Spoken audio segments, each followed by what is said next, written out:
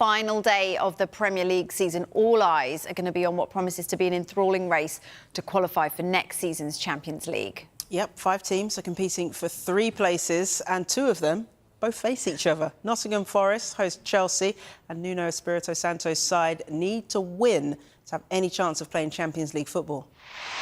Not easy, because this is the best way to help the team, enjoying the day, trying to achieve together a good and a memorable game for all of us. Do you get nervous? Are you the sort to get? Of course. Who doesn't?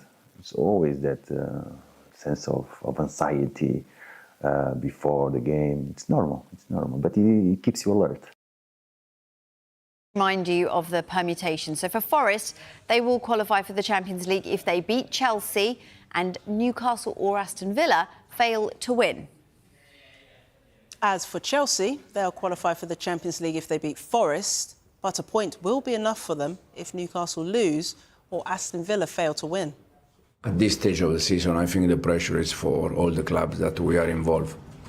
So I think it's also for them. Or if they don't feel the pressure, it's not something that I'm worried about, because I'm just worried about our team, how we can win the game, no more than that. Do you fear that the expectation weighs that bit more heavily on Chelsea's players than it will on Forest? Yeah, probably yes. Well, it's going to be good, and you'll be able to see it. Forest versus Chelsea on Sky Sports main event. You can watch it from 4 o'clock. Now, Manchester City haven't missed out on Champions League qualification since 2010. But there's a chance that they could today. Yeah, they're likely to need just a point against Fulham because of their vastly superior goal difference. But a defeat would put them at risk of missing out. We have 1 game away, 95 minutes to take a result to go there. So, and after the analysis of the season we have done during the process, and at the end we'll do more carefully what happened, what believe it's going to happen, anticipate the decisions, what you have to do for the best future for that club. And it's easy to take it, being a champion, but if you don't qualify, we'll survive. Newcastle didn't feature in European competition this season, but they had a memorable Champions League. Next season's Champions League, if they beat Everton at St James's Park. A point would also be enough if Nottingham Forest against Chelsea ends in a draw or Aston Villa fail to win. I don't think we can look for any favours from anybody. We have to do our bit.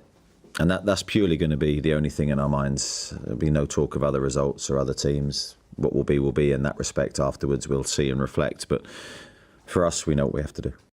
Huge game, I think. Don't get us wrong, if you had offered with us at the start of the season where we had a home game, last game of the season, winning would be in the Champions League, would have snapped your hand off, but we know Everton are a very good team. We've had mixed results against them. I know David Moyes is a great manager, and he's got them playing well, and I'm sure that they'll be wanting to sort of spoil the party, but we're confident. I feel like we've been in these type of games regularly now as a squad over the last sort of 2 or 3 years, and we know how to prepare for them. Well, as for Aston Villa, they finished 4th last season and reached the quarter-finals of the Champions League this season. So to qualify for next year's competition, they'll need to win at Manchester United and also hope either Manchester City lose or Newcastle or Chelsea fail to win.